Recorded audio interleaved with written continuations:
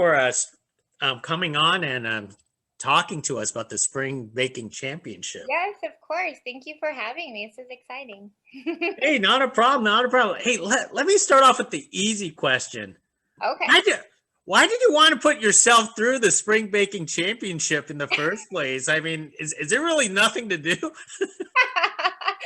No, I've never done any kind of cooking competition, and I thought it would be something different and fun and a chance to meet like other fabulous bakers as well. And so I was just like, why not? Why not add it to my resume of things I've done? So it's totally a fun experience. Were you a fan of the show before you started on? I've watched a few seasons, especially in the beginning of it. And then I brushed up on it also when I knew that I was going to be on the show. So just to refresh my memory. But the Food Network's just like a great outlet that we have nowadays to show us about cooking and everything. So it's always fun. My family and friends are fans of the Food Network. And so it's just a great outlet to have. That sounds terrific. Well, LeeAnn, for those future fans that are going to be addicted to you, give us a little background where you're coming from in this culinary effort. Right. I've been in the industry for probably almost 11 years now. I started off, my first job was actually working for Thomas Keller at Bouchon in Beverly Hills. And so I went to culinary school. And then after that, I got a great opportunity to work there. And I was actually there for almost 8 years. So that's where I learned a lot of the things that I know, the fundamentals. I started off as a pastry cook, just working dinner service, and then the company evolved. We opened a bakery eventually, did wholesale baked goods, and so eventually in that 8 years I became the pastry chef. And then after that, I transitioned to Dominique Ansel Bakery in Los Angeles. They were opening one 3 years ago at the Grove in LA. And so I got that job, and that was a huge challenge because for you guys that know where the Grove is, that's obviously like a tourist destination, locals. Holidays are crazy, just people like going there to hang out. So our bakery was extremely busy. And so that was a new, different challenge. And I was their executive pastry chef there until the pandemic hit. So that's my journey. And now I am transitioning into something new, a new role, and I am going to be an R&D pastry chef. So more on the scientific, fun, Wow. creative side. So trying out new things from bakeries to restaurants. And I think that's one thing that I love about our field is that there are so many avenues and you can explore all of them and not I'll, necessarily I'll, have a favorite. I'll get into that R&D stuff a little later with you here first. But would Sure. you say would you say you have a specialty when it comes to something like this, or you're always like an all-around baker? I feel like I'm an all-around baker, especially with the background that I have in the bakeries. We aren't just a cupcake shop. We aren't just like a croissant shop. We do a little bit of everything. So myself and my team are kind of well versed in a lot of stuff, which is great. I think it finds variety. I do enjoy doing cakes.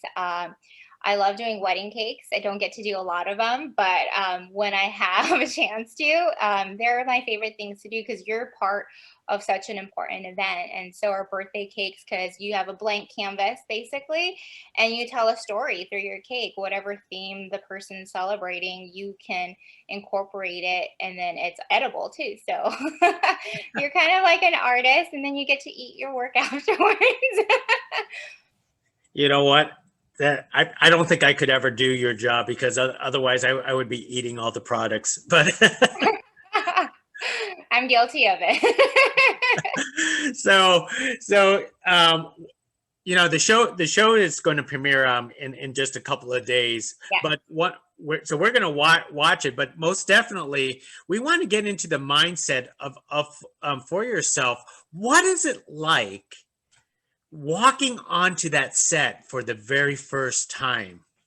It's incredible, like especially someone who hasn't been I've done a lot of events with movies and companies like that, but never you're the star of it or you're in it. You're always like in the back scene of things, preparing it.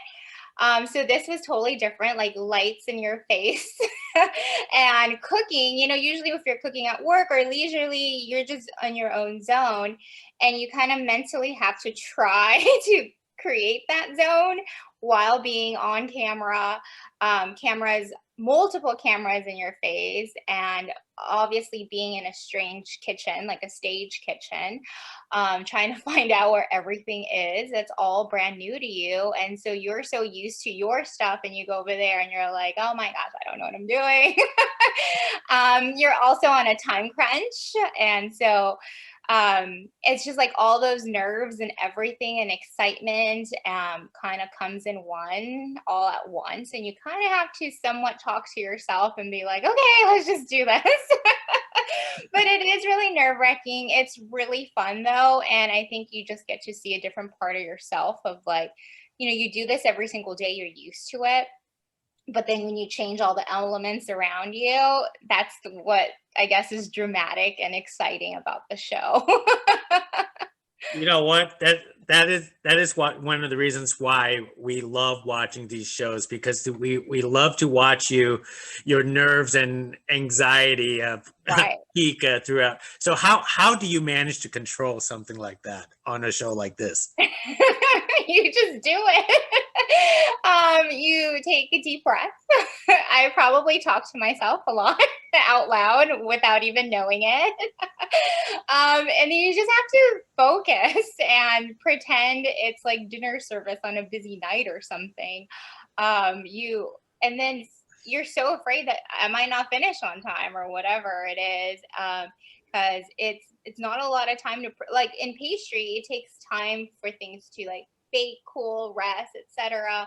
And in a time crunch, sometimes you have to like rush it or move around it, and you just have to think outside the box. And again, that's what I guess causes all the fun drama that we all like to watch. It's like, oh no, what is she gonna do next? Speaking of the fun drama, this show is known for its twists and turns and surprises and curveballs. When they throw you these curveballs with secret ingredients or whatever ingredients it is, does it infuriate you or frustrate you that you just want to throw back the good ingredients to them? It's definitely challenging. Some ingredients you might not hear, like you know are familiar with, or that you use in pastry, which I think is what makes it a challenge.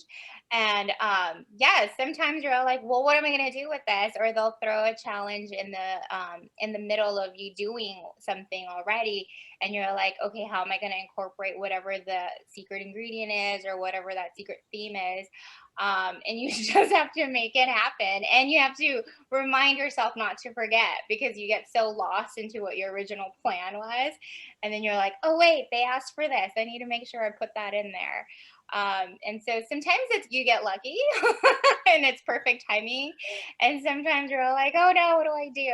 And you just have to make the best of it. It's a competition, and you just kind of have to go with the flow and wish the best for yourself.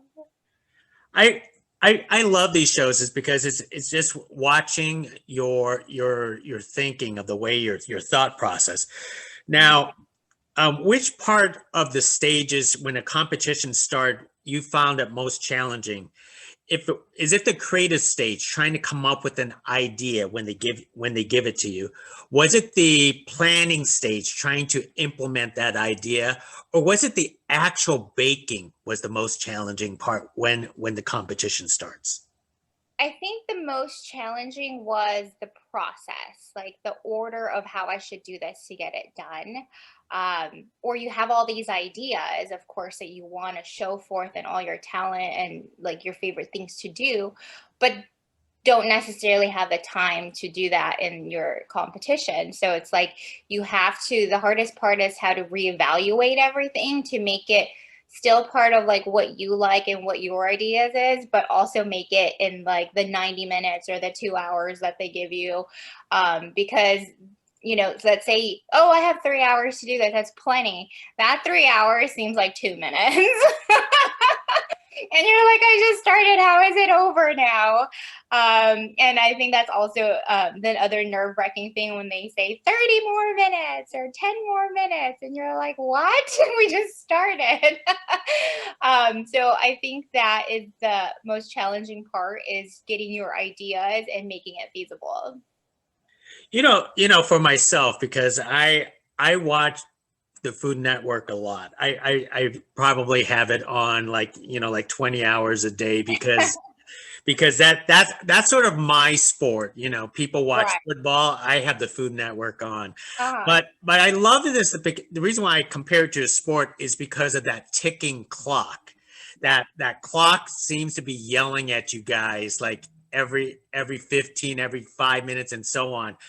Do you manage to block that out, or does that clock really does bother you? You have to not let it get to you. You have to, yes, you have to pay attention to it, obviously, because if you're trying to do something that's taking like 30 minutes and you have 10 minutes, that's going to be impossible. You have to hurry up. Or you have to change your strategy. It's like, let's say I wanted to do so many things. Now I want, instead of 10 things, I'm just going to do two. So it definitely gives you, because at like work, I'm extremely organized and time management is my thing. But when you're on TV and you're competing, it seems like all that goes away because again, that time goes by so fast and you don't notice it. And you have to present something. You can't just be like, oh well, here's half a cake.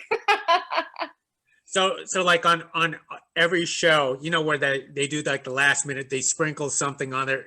Did you end up doing that? Like Right. the last Yes, second? it's like every second you take it. And it's if you're done early, great, but like most likely you're taking that every second until they say like hands up.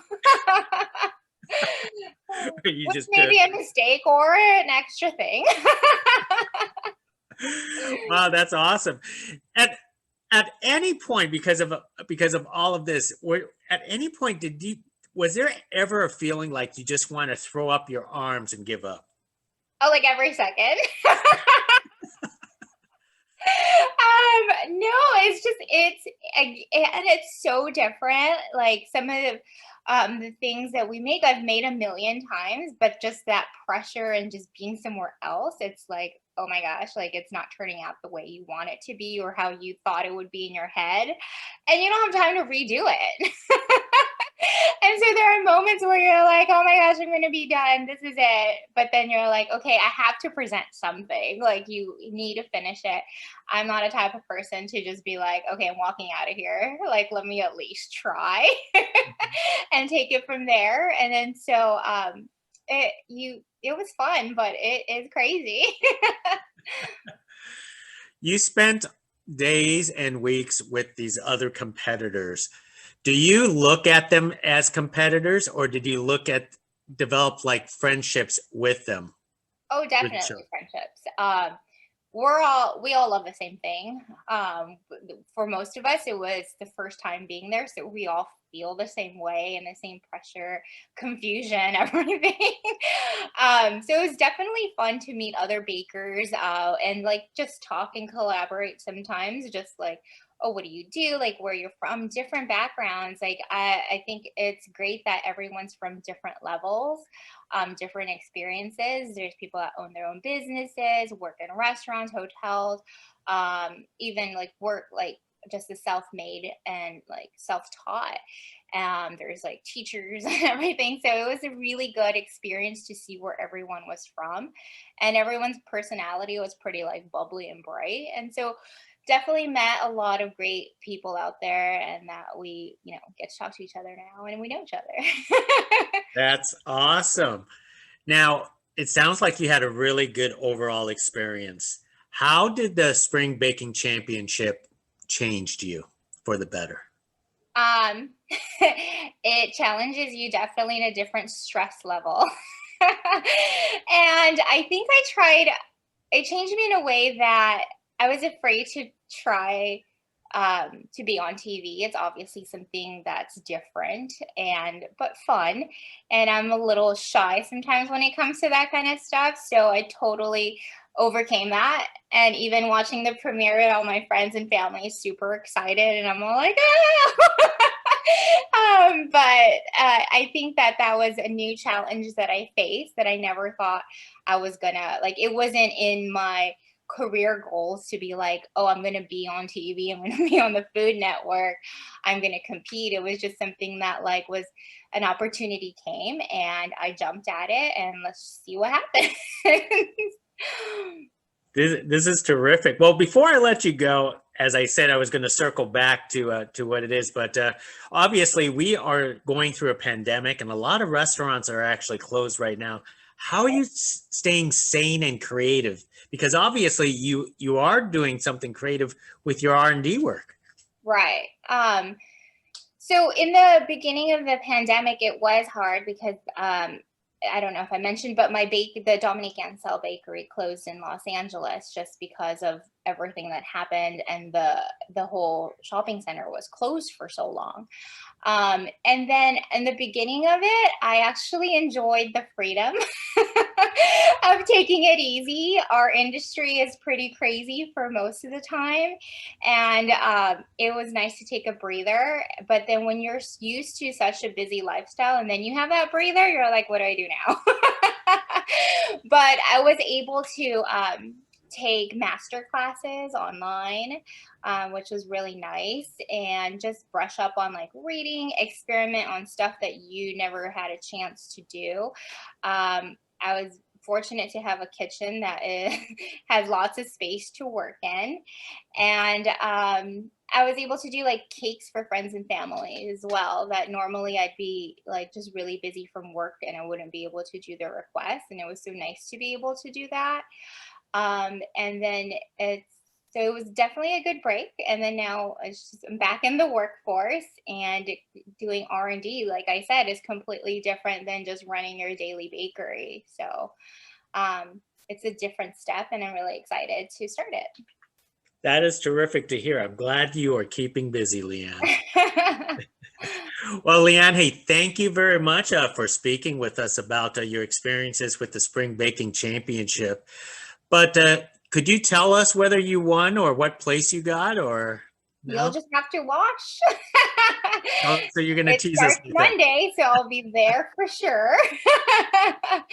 And then you'll have to watch each episode to find out what happens. You know what? I will watch it anyways. I love these shows. Well, LeeAnn, hey, thank you very much for speaking with us, and hopefully we get to do something like this again. Of course. Thank you so much for having me. It was great. Hey, terrific. Thank you. Bye now. Bye.